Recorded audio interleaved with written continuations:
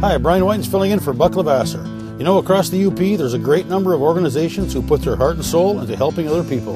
In many cases, those organizations are built on the support of sportsmen through participation in events such as the Big Brothers Big Sisters Jigga Ice Fishing Tournament held on both Lake Antoine and Iron Mountain and Little Beatty Knock in Escanaba. It's a win-win situation because it brings people into the community. Then a trip back in time with a visit to the Rapid River Relic Riders Snowmobile Show and Swap. And we'll check out a 36-point buck that scored in at around 340. And it's made out of wood. That's all right here, right now on Upper Michigan's very own Discovering. The secret streams that flow beneath the cliffs of colored stone. Forest thick and healthy with birch and pine and oak. Surrounded by the greatest lakes this world has ever known. Black bear's awesome presence as he roams the hills and fields. Call of the timber wolf, the loon's lonesome trill. The eagle soaring high above, the trout lies deep and still. These are what I treasure, the only way I measure feelings that I have for this fine land. There is so much to discover when you're a long-time lover of northern Michigan.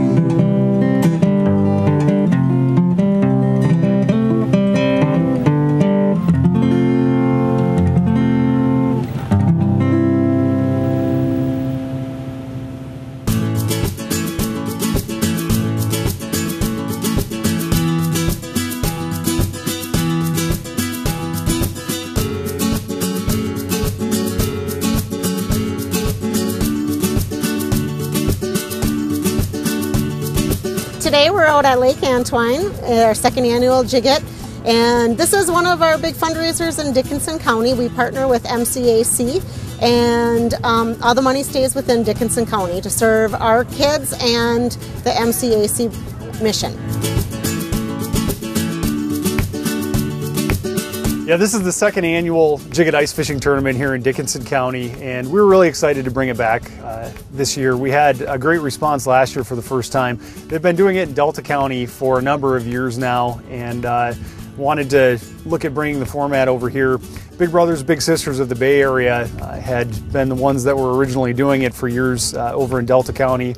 Wanted to approach somebody that had a little stronger presence and be able to expand on things here in Dickinson County. Came to me, and I'm a pretty diehard fisherman myself, so they didn't have to twist my arm too much to get involved with doing this. And it's just been a lot of fun to see the event grow from last year to this year. We had about 100 people the first year, and we're well over that. We may be approaching double that this year, and a bunch of kids in the kids fishing area, which was really cool to see this morning too. So it's just been a lot of fun, and we were blessed with a great day for weather today too, so that definitely helps. It's kind of a level playing field, really. We've got 400 pre-drilled holes. Everybody has to stay in the designated fishing area. And we've got depth range from 8 feet to about 15 feet, and there's a weed line all the way through, and fish have been caught steadily since it began today. But you know what the guy next to you caught, or if he's caught anything, and you can see people running back and forth to weigh fish in. So it's a very unique format for a tournament. You've got a 3-hour window, so the pressure's on, and I think it makes it fun to know the start and finish time, and you know, people are fishing hard for 3 hours and hoping to walk away with the big money. We've had some alternate species caught. Last year there were a number of bass caught, and bass are out of season, of course, right now, so those didn't count. Everything has to be released immediately if it doesn't meet the DNR guidelines for a kept fish. So we had a pike last year that was just under 24 inches caught, and the poor guy had tears in his eyes throwing it back down the hole because that would have been the winner. So we'll see how today ends up, but I know people have been catching a lot of fish already, and that one big one for the day could come at any time. So that's part of the excitement too.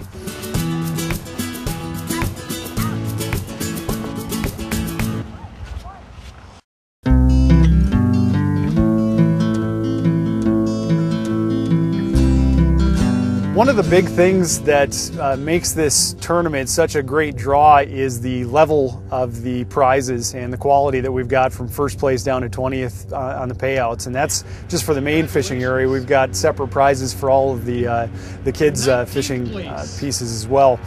So $2,500 for first place, that's hard to find in most ice fishing tournaments.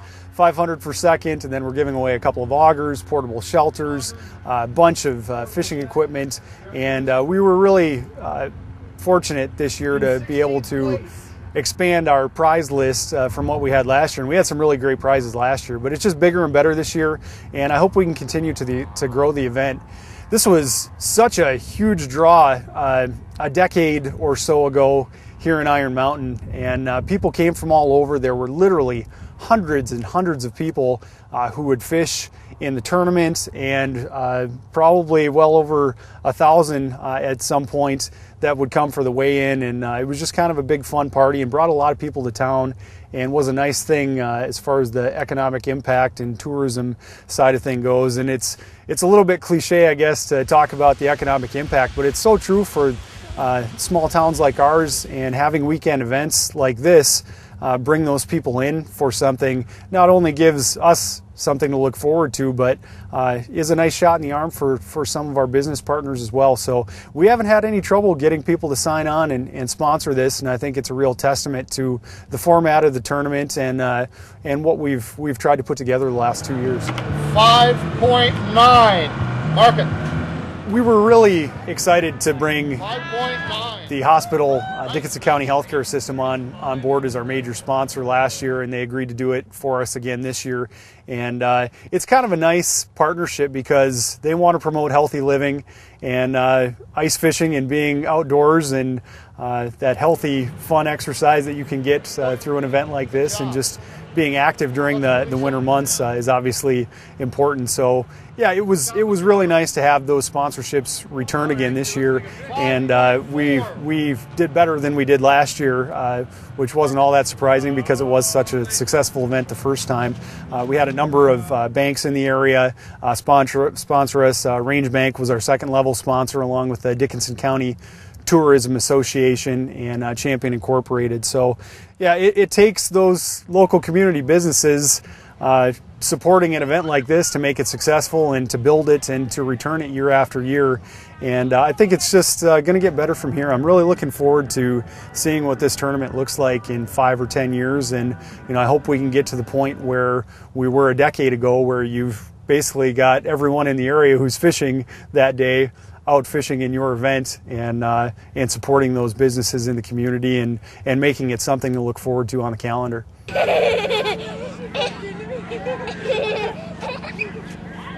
I'm a Krill clerk for the Michigan Department of Natural Resources. I work for the Fisheries Division. I'm sent to different sites every year, and this year I'm fortunate enough to be at Lake Antoine and up in Groveland Mines.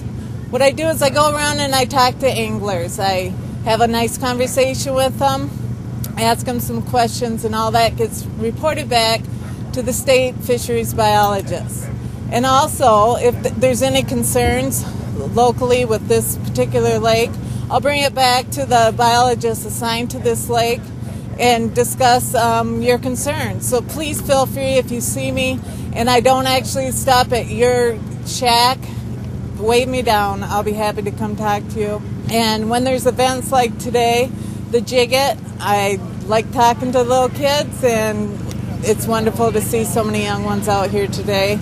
I think everyone had a good time. The weather was wonderful, and some fish were caught. A lot of small perch were caught, and so everything turned out. The grand prize was wonderful, and everyone seemed happy. Big Brothers Big Sisters also does one solely in Delta County. It'll be our 7th year doing that. And again, all that money stays within Delta County. We started this event about 7 years ago, and we started in different places in Gladstone. And with being out in the big lake, it was just getting to the point where we had to move it somewhere because we wanted to add more events to it. And we wanted to make sure that the ice would be safe for everybody to be out here. In a little town called Curtis, they have a kids' ice fishing derby there, where they fence the fish under the ice for the kids to catch. And the first time I saw it, I thought, wow, this is really cool. And so we've been working for a couple years to get this going, and here we are. We got her going this year, and the kids are having a ball, and it's all about getting these kids excited about being outdoors and, you know, fishing. It took me for a while to catch it, and then I caught it. So DNR has been very supportive of us doing this, so they've been really helpful in that. And we had to basically build a metal fence to go under the ice, and we cut a gigantic hole in the ice basically, and then threaded the fence down in there, down into it, to the bottom. And then we actually had the Delta County Search and Rescue come, and they dived in there and made sure that the fence was actually all the way down so the fish wouldn't get out.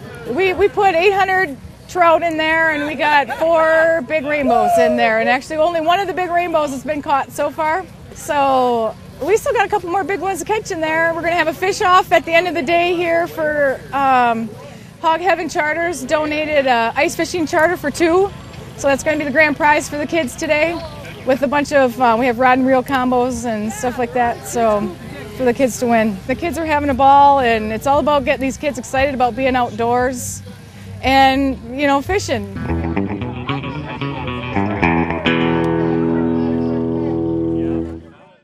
Don't miss the Woodtick Music Festival in Hermansville, Michigan. 4 days of great bluegrass, country, folk, blues, and rock and roll. Over 25 bands. Fun for the entire family. Carry-ins welcome. Kids 12 and under free.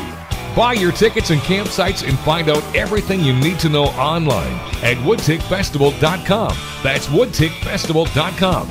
The Woodtick Music Festival in Hermansville, Michigan.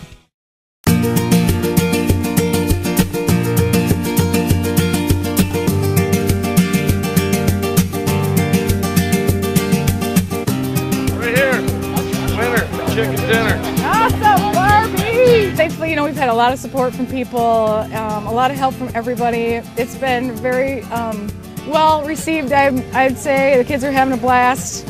You know, we've had, you know, we got a UP Whitetails has been instrumental in getting the fish, and Garceau Winnicott McGowan Insurance. They're big helps in getting those fish for us. Yeah, the adult side of the tournament, they actually will win $3,000 today. The biggest fish will win $3,000, and as far as I know, we have 2 fish on the board right now, so there is a winner with a fish for the $3,000, which is really, really nice. And we thought we'd be catching more fish today, but not so much for the adults. Of course, they're all dying to get in this fish pond right now to catch those trout. One of the great things about the Jigga ice fishing events in both counties is that it's a win-win situation because it brings people into the community.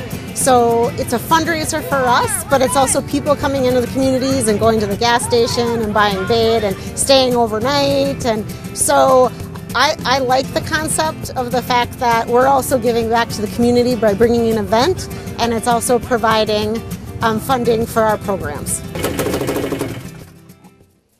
Most of us can remember the days when we started our snowmobiles with a rope, not a key. There was no such thing as thumb warmers, and when you got back from a ride, you smelled like mixed gas. It was the days of Pumas, Cheetahs, and TNTs, John Deeres, and Snowjets. Well, those days are long gone. Or are they?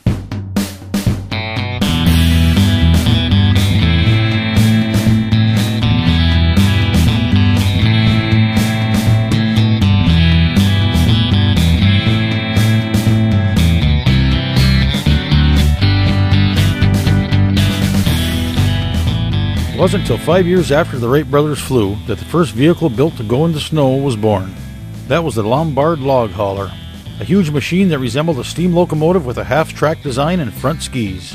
In 1913, Virgil White, a Ford dealer in New Hampshire, invented a track and ski unit conversion for a Model T Ford. He was the first to use the word snowmobile. In 1927, the first patent for a snowmobile was issued to Carl Eliason of Sainer, Wisconsin. The patent listed Eliason's invention as a snow machine. But it wasn't until 1954 that the modern-day recreational snowmobile was born. Then in 1958, Joseph Armand Bombardier designed the first modern snowmobile. Bombardier, who was considered the father of snowmobiling, began commercial production of the Ski Dog snowmobile in 1959. Due to a typographical error, it became the Ski-Doo. This is our 7th annual show, and We had our 6th annual ride yesterday. We had 109 sleds on that, and I don't know how many showed up today. Well, this year our feature sled was Skidoo. Last year was our first year doing a feature sled, and it was Ski Whiz. That's what I collect. It's just great. There's so many different brands, you know. I mean, I think there's probably 130 different brands in the 70s. Everybody came up with the name, and I don't even know them all. I mean, it's crazy some of the names that they come out with, you know. That's what's cool about it. There's rear engine, front engine. Oh, there's antiques. Most of them are vintage, different colors, you know.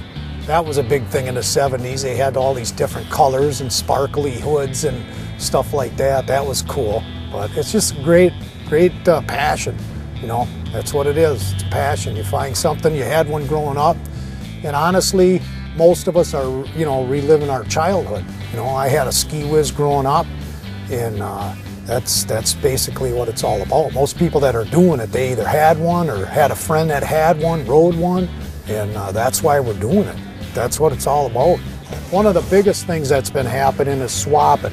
You know, swap people come and sell and sleds and stuff, and that's really helped the show grow, you know. Well, there's people that come from all over. We had the furthest traveled trophy today was from Illinois, Lower Michigan, Wisconsin. They come from all over because it's a passion that we have. And we all attend each other's shows. You know, I go to a lot of different shows. 2 weeks I'm going to Minnesota to the Whiz In show. That's all Ski Whizzes. And they look forward to it as well as I. You know, I just love, you know, it's just great. The people are wonderful. The prizes are phenomenal. The people that give, the sponsors, you know, we've got autographed football from the Green Bay Packers and stuff. It's great. You know, we're a nonprofit club. All the money that we raise, we give it back in scholarships and things of, you know, people that need money, different groups and that.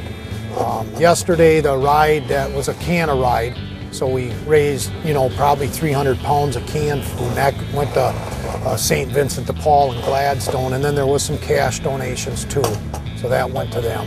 But it's just a great thing to have this in our town and in the area, you know. It's just a wonderful thing, and that's what we're doing this for. That's what we're doing it for.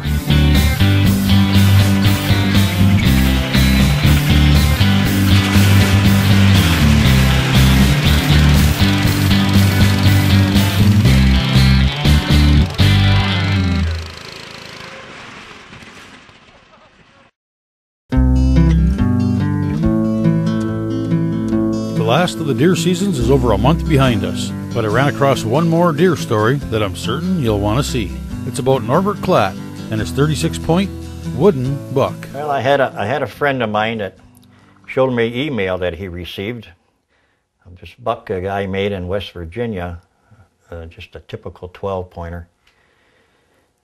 And he gave it to me and he says, "Here's a winter project for you." So I didn't think much of it, and more I thought about it. I told the wife one day, I said, "I'm going to try to make an antler. If I can make the antlers, I can make the rest of the deer with no problem." So I took a coat hook and I come out here and I bent the horn around on one of my European mounts and got a shape, and I got a block of wood and carved out a jig for bending the pieces in. To do the antlers, I had to take and rip down an 8-foot 4x4. I did it in segments, but I had to cut them to about a 1/16 of an inch thick so they would form in my jig without breaking. I can only bend 3 of these at a time. I do a 1/4 inch at a step. And 3 of these would make a 1/4 of an inch. So I'd bend this up, and then I'd take that out of the jig, and then I'd put my uprights all on, and the regular horns, and glue all that segment in, 1/4 inch thick, and just keep laminating it back and forth and back, so they're all egg crated together, which gives it the strength. My first attempt of bending it, I had some thin plywood out in my shop. So I ripped up some strips, put them in my jig, and I bent it because I was wondering if I was going to get spring back after it was glued up. But I found out I didn't have any spring back. So my first attempt at putting actual bend in, I took it out of my jig and I set it up on a dummy form. I had antlers, the back antlers were tipping out this way, and the front ones were tipping in the other way. So I had to scrap that out and rebuild my jig. I had to put wedges to shape it so when it came around. So the third attempt worked. And there it went on and got the head made. And the ears I thought was going to be a big problem, and I bought some ear liners, and I found out that I could put sawdust into the ear liners, so that's how the ears are done. The eyes are just regular glass eyes that I ordered, regular deer eyes. I was kind of debating on the nose how that was going to come out, so I had used my model to look at, and I thought it come out pretty good. I had to groove it back and forth to give it that little burrowing like on the horns. Had to do the same thing to give it that rough look. Well, the body was made, I ordered a form, and I cut the form right in half and then cut it up into 3/4 inch strips because it's all 3/4 inch lumber. And I had some 20-inch wide boards, 8 foot 20-inch wide, but it took 14 inches, and then I nested them all in on the boards and cut them out, and they're hollow inside. So I just got like a 2.5 inch strip around, so it's not so heavy. So it only ends up weighing about 20.5 pounds total. Had a carb, you know, clean everything up after it's all glued together. And the staining came a lot darker than I wanted to, so I started sanding some of the stain off, and then the wood came out and it started looking better and better, and that's how it ended up. So it's got a 24 3/4 inch spread. When I first started, I was going for a 30-inch spread, but when I drilled my head to mount the horns, it just didn't know how to go with it, and so the way it was done, it ended up being 24 3/4 inside. And I started out as a 30 pointer. There's some stickers and other ones coming out, so it ends up being a 36 pointer. I didn't expect it to get that big, but it just, that's the way it worked out. And we scored it, my grandson and I, and it came out to be a 340 and an eighth, I think, score. Guessing that I have 300 hours into it. I started on it the 1st of July and it ended up the 30th of December, so it took me 6 months. The horns took most of the time to get them all bent and in shape and together. It's a good sized buck. I'll never see one like this to shoot in my lifetime, so at least I have one I can put on the wall. I may have not shot it, but I got it. Everybody asked me if I'm going to do another one, and I told the wife, I said, maybe next winter I might just build another one and just for sale. But well, that's it for today. Thanks for watching, and I'll see you next Monday night, right here on Upper Michigan's very own Discovering. You got fish?